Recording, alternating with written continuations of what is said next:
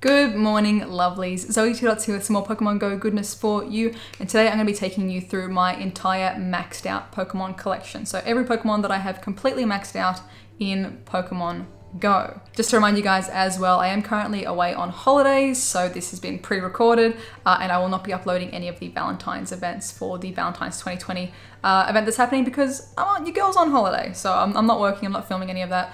If I have screen recorded anything, that will be available later once I get back from my holiday.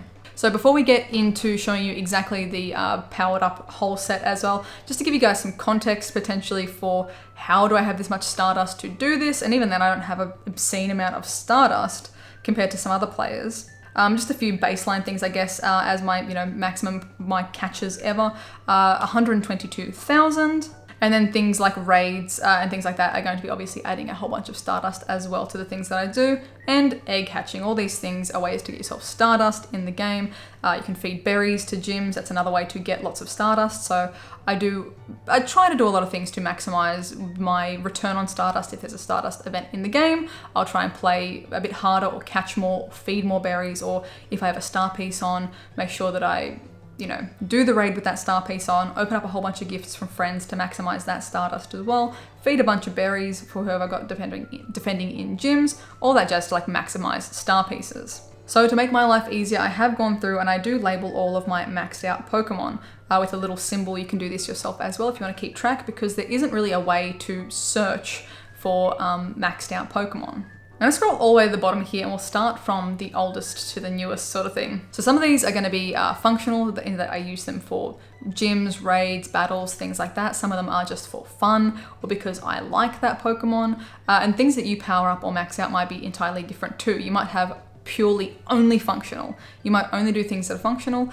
You might only do things that are hilarious, like a maxed out Bidoof, whatever it might be. But a good way to start if you're not sure what to power up is certain things I would suggest would be the Pokemon that are considered, I guess, reusable, that constantly good raid battle counters, things that you use consistently for maybe PvP or for trainer battles and things like that. So at the moment, I'd definitely recommend if you have a team of good Tyrannitars, so Bite and Crunch and Smackdown Stone Age Tyrannitars, have a few of each powered up pretty decently if you've got the good IVs for it. Even if you don't, they are really good Pokemon to use for a lot of raid bosses. And definitely if you get your hands on one as well, I'd totally recommend a Melmetal. They are beasts for the Team Go Rocket encounters. It's going to be fun for PvP for the Ultra and the Master League as well. Additionally, things like Machamps, those are consistently required for raids and things like that. So there's a few like baseline Pokemon to get yourselves, something secured for that. So my first ever maxed out Pokemon, I'm pretty sure I maxed this out like in 2016 when I got it. So this is an OG 2016 Lapras. This is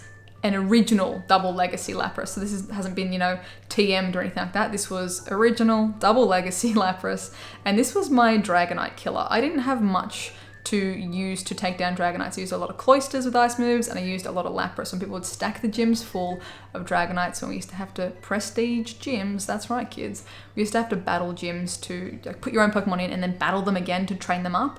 And then, depending how strong the gym was, there was more Pokemon in it.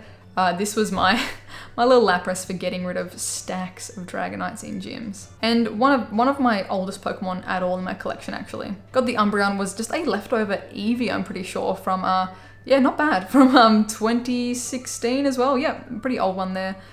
So the Eevee ended up evolving this one later on. This Legacy Gengar, it is, it was pretty rough on the IVs, but at the time it was a bit of a powerhouse. And then before the legacy moves were brought back, this bad boy in like raids and things, or in PvP or whatever it might be, it was just a beast. Bit of a fiend. Very, very fun. We've got one of the OG Tyrannitars with Bite Crunch. Again, I use this pretty much all the time for raids. I've got a whole set of Tyrannitars. Not all of them are maxed out yet, but a whole team. I think a team of 6 for both Smackdown and a team of 6 for Bite Crunch. Machamp, functional, useful. This bad boy, look out, if this egg comes rolling in towards you, you best beware to cop these tiny hands. Togepi is my favorite Pokemon. This was my first ever 100% Pokemon as well. Togepi was my first ever 100%, and look at how long it took me to get that. 2017. May 2017. So took a hot second to even get my first hundo. So this one is just a prized possession for me. It's my favorite Pokemon. It's my first best buddy as well. You can see the nice little badge it's got on there. And you might be saying, Zoe, why don't you evolve that into a Togekiss? That thing would be a beast.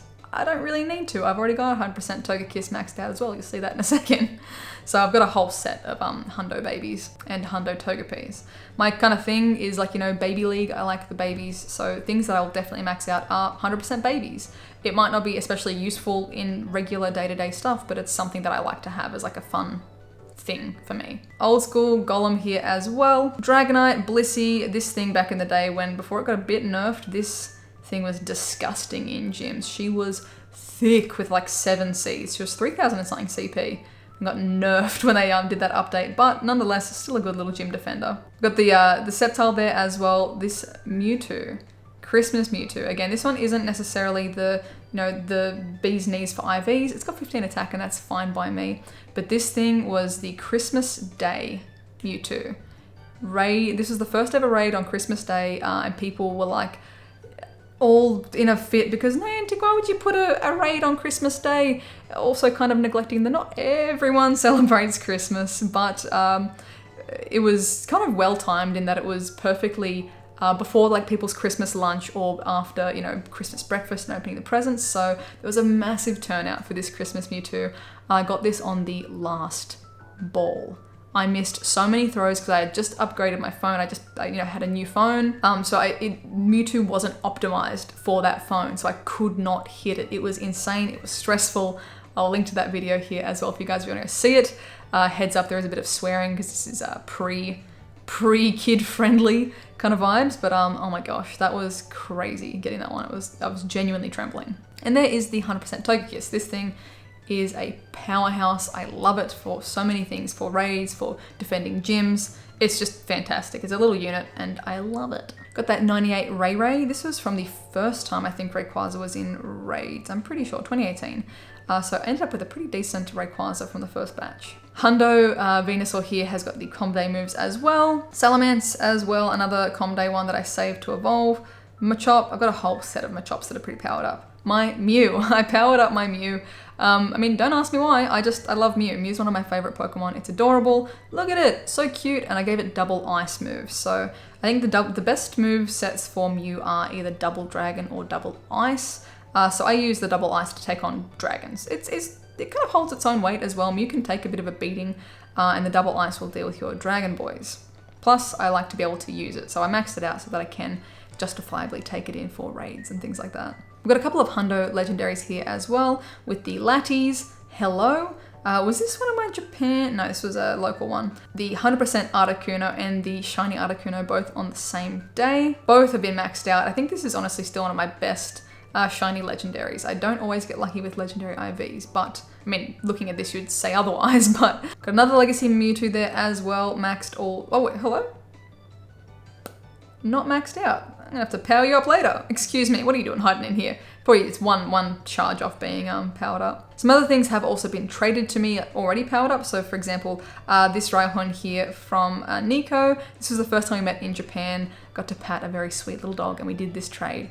And so I might actually save this one for, I think the IVs went way down, but it was already maxed out. I might even evolve, no, I can't evolve it. It's too special. I don't think I'll evolve that for the ride on Comday.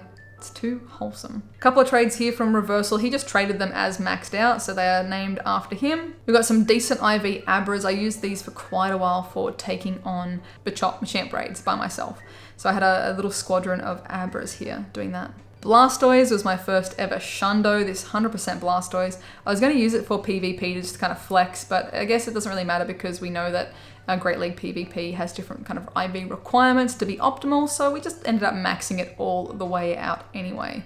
Nice little shiny flex and pretty stoked with that one. Couple of fun ones here from trades as well. The Breloom is kind of fun and the Roserade. This thing slaps. Roserade, she tears through teams. Absolutely a powerhouse for raids, also for the rocket battles.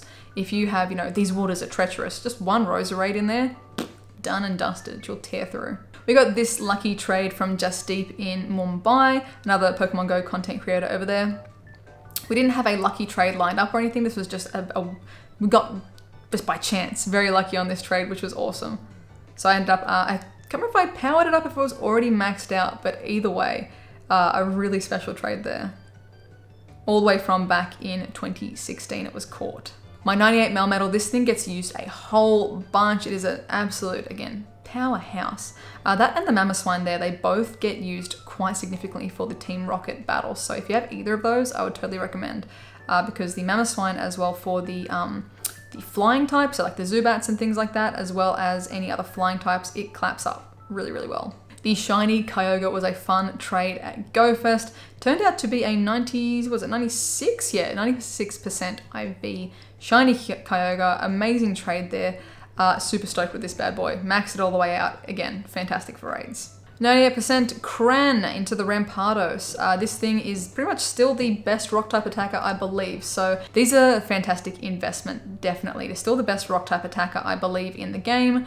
They're worth the investment. If you can get some extra candies for these or get a decent IV one, I'd recommend having one on your team. A couple of good other ones here that were traded through. So this one's from Fleece King. It turned out as a 96% Weavile with the 15 attack. Fantastic ice type. The 100% Rayquaza, which we got in Japan. This was insanity. I freaked out a fair bit when we got this, actually. This was amazing little souvenirs you get from Tokyo in Japan. Here's kind of another highlight or a thing that I do as well for maxed out collections. I like to max out regionals, 100% regionals. That's a new collection that I'm working on.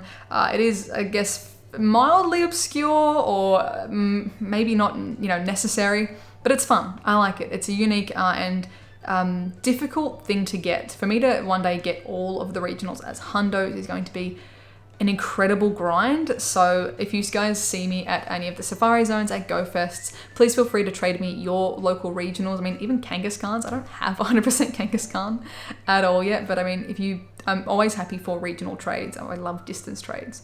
But I love regional trades because there's so many I still need to get as hundos to eventually max out. So I've got the Hundo Taurus there and the Chatot up the top as well. Another maxed out baby is the Cleffa.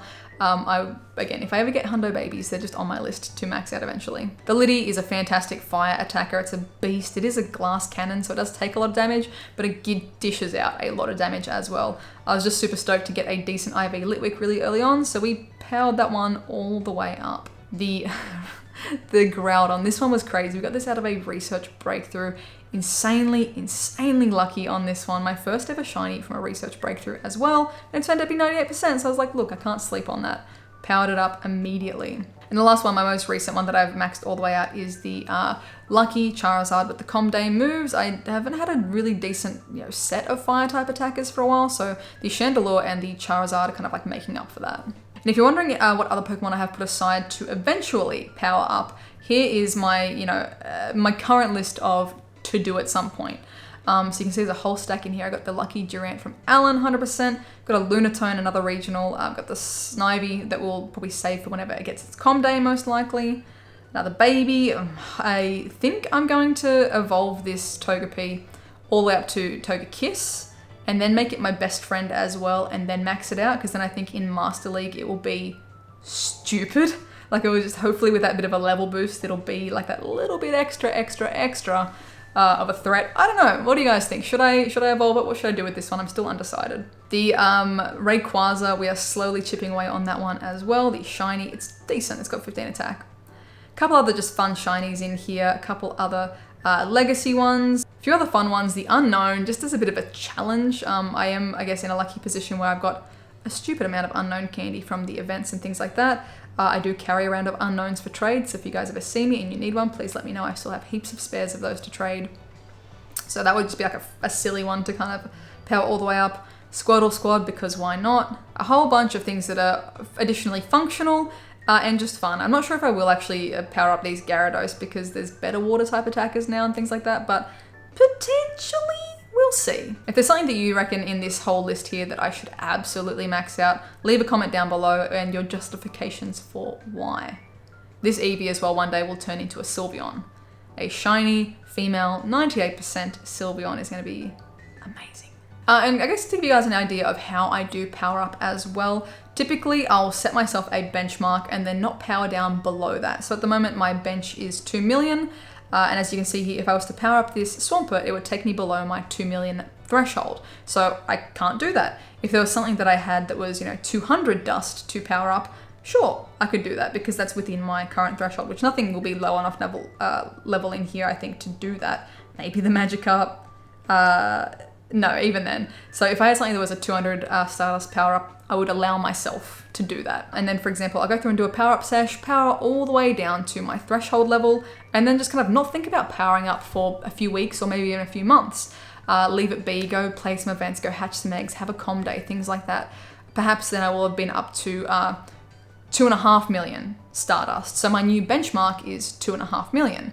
Maybe I have 2.6 million. So my new benchmark is 2.5. I'll power down from the 2.6 to the 2.5 and then kind of keep saving Stardust. So try and keep it like it's almost a savings account that gets investment. I make sure that I don't spend below my threshold because I know I need to have Stardust in reserve for special trades because I am in a, I guess, unique position of doing a lot of special trades, doing a lot of special trades with people that maybe we're not friends yet in the game, so it's going to cost me a lot over time. So that's, I guess, the best way that I can explain to both save Stardust and still spend Stardust. Give yourself a barrier that is your spend down. Just round down even if it's to the nearest 1,000 or the nearest 20,000, but always make yourself stick and be accountable to whatever your new base is. So say I powered down to my 2.5 million, I go about playing the game for a few weeks, a few months, and then, hey, maybe it's time to do a bit of a power up. I'm up to 3.1 million. Okay, my spend threshold is 3 million. I'll spend that, 100K down. So I hope that kind of makes sense for how I still continuously save Stardust, but then allow myself to spend an allotment of that. Let me know in the comments down below, guys, which Pokemon do you have that is maxed out, that is your absolute prized possession, and why? Why is it special to you? Why did you max it out? For any reason. I'm curious to see what kind of Pokemon you guys like to max out besides maybe just, functional. Do you have a secret guilty max out pleasure as well? I thought I had a maxed out Bidoof. Where was that guy actually? No, I haven't maxed him out yet. He's close. He's close, look at this. 98% 10 CP, ridiculous. This one's definitely on my list of things to do. Give it a star so I know to power it up later. What a goose, that's gonna be great. But yeah, let me know in the comments down below, who is your power up MVP pride and joy? As always, guys, thank you so much for watching. If you are new, please be sure to subscribe. Thank you to everyone who did leave a like as well. And if you'd like additional ways to support the channel, links for Patreon and the merch are in the description down below. I hope you have a wonderful, wonderful morning, noon, night, whatever time it is for you. And I'll catch you guys in the next one.